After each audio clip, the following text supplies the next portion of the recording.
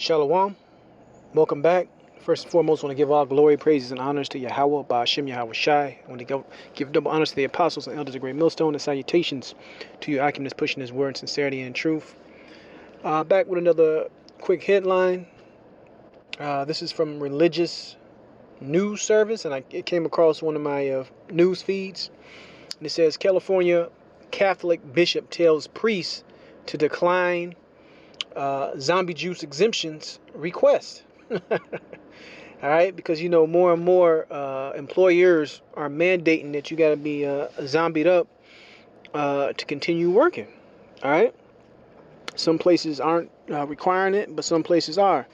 I know here in Illinois, especially in Chicago, it just came out that all teachers in the Chicago Public Schools District have to take that zombie juice by, I believe, I can go back and look at the article, but I believe October to continue working.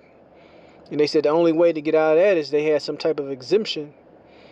And and now you have so-called priests, which is all that is nonsense any damn way, telling people that, or telling his priests that's up under him, this is a bishop in this damn Catholic church, telling bishops and priests under him to deny exemptions, man. So they're really boxing in the public for people that don't want to get this zombie juice, man. They boxing you in.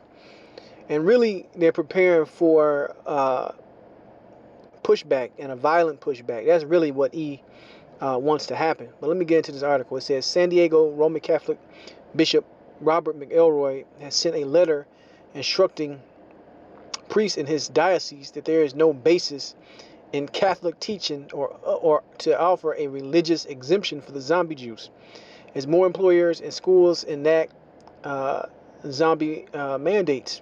In his August 11th letter, McElroy reiterated that the Catholic Church support for the zombie juice, right? So he's pushing the support for it. And requests from parishioners seeking religious exemptions endorsements to justify their decision against being zombified, he's against.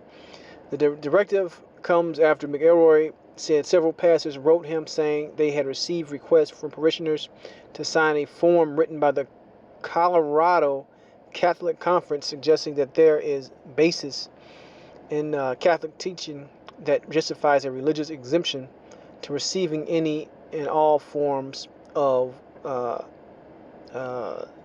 zombie juice, man, or jabs in general.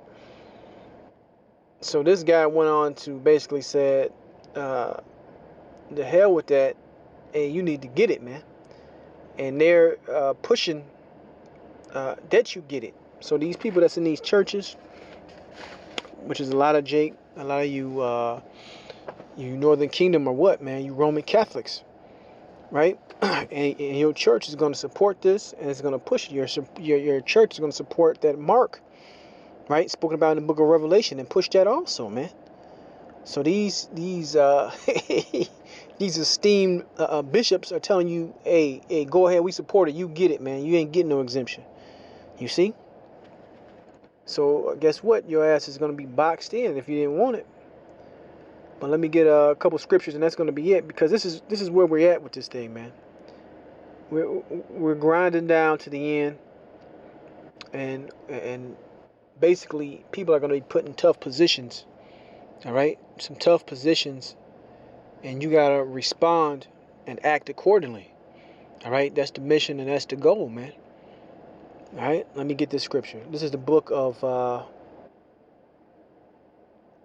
Matthew, chapter 16, verse 25. Then said Yahushua unto his disciples, if any man will come after me, let him deny himself and take up his cross and follow me. You see? So following after Yahushua, it's symbolic to bearing that cross, man. All right? This world is not for the believers. This world is not for the ones that have faith. All right? It's pushing you into that box, and this world expects you to bow that knee and do what it tells you to do, man, regardless of your beliefs against it, man. So when people sit here and talk about the American Constitution and your right to religion and right to this and right to that, You see that they're chipping away and tearing down all those things, man. So, all right, it's time to really put up or shut up. Let's go to verse 25. For whosoever will save his life shall lose it, and whosoever will lose his life for my sake shall find it. So, what you got to get in your mind right now, in these seconds between the heavy persecution that is coming in, all right, these few moments between that, is that you got to be willing to lose, man. You got to be willing to lose, all right? It's a guarantee and a promise that because they're not slowing down. Esau not backing up, man. It's a brother posted, I believe on this community tab in YouTube, that, hey, if you don't got that zombie juice, they won't even let you drive from state to state. That's something else that the Sleepy Joe Biden is looking into doing, man. All right? So we know what prophecy that is, man. A man should desire to go into a city and won't be able to. They're going to lock down all these things. And they know that it's a powder keg. It's going to be pushed back, man. It's going to be hella pushback, but they're preparing for that. All right? Verse 26, for what is a man profited if he shall gain the whole world and lose his own soul? And what shall a man give in exchange for his soul? Right? So we know what's at stake here if we go along with this world, man. Basically, death and destruction is waiting. As opposed to clinging to the faith, the belief, the hope, all right, the mercy of Yahweh Ba'ashem Yahweh Shai. Speaking to you Israelites out there, you Negroes, Hispanics, and Native Americans, clinging onto that in hopes of getting the hell out of here, man. All right, that's the choices. that's the choices, man. Because you can't make no deal with this devil, because you're gonna get this thing, and let's say you don't have any side effects, but guess what? You're still gonna be destroyed. All right. Your hopes and dreams in this place is still going to be dashed to pieces. This economy still is going to fail. They're never going to open back up. That's what you got to really understand, because when you look at what's going on in Australia, man, and I pray for them brothers out there in Australia, that's the model for the world, man. They lock down hardcore. They raising bridges, and that's from I believe they had 10 deaths, something that's so low or minuscule. But they're in incredible lockdown. All right. So it's really not about the numbers, which are fabricated. It's really not about health, which is fabricated. It's all about the draconian lockdown, man. All right. That's what they really want. You see, under the guise of health and helping you and safety, it's really just to strip you and lock you up. All right, and get ready to eliminate you, man. Let's keep going. It says, for the Son of Man shall come in the glory of his Father with his angels, and then he shall reward every man according to his works. So part of that work is resisting, bearing your cross. Okay? Basically, losing what you think, which is the things you think you have in this life, which is nothing more than a mirage, for what's coming, man. All right, let me grab another scripture. Let's go to the book of Hebrews 11 and 25. Actually, let's start at 24. Actually, let's start at 23. Hebrews 11:23. By faith, Moses, when he was born, was hid 3 months of his parents, because they saw he was a proper child, and they were not afraid of the king's commandment. Right? So they did the right thing regardless of what the government said, regardless of what the ruler said.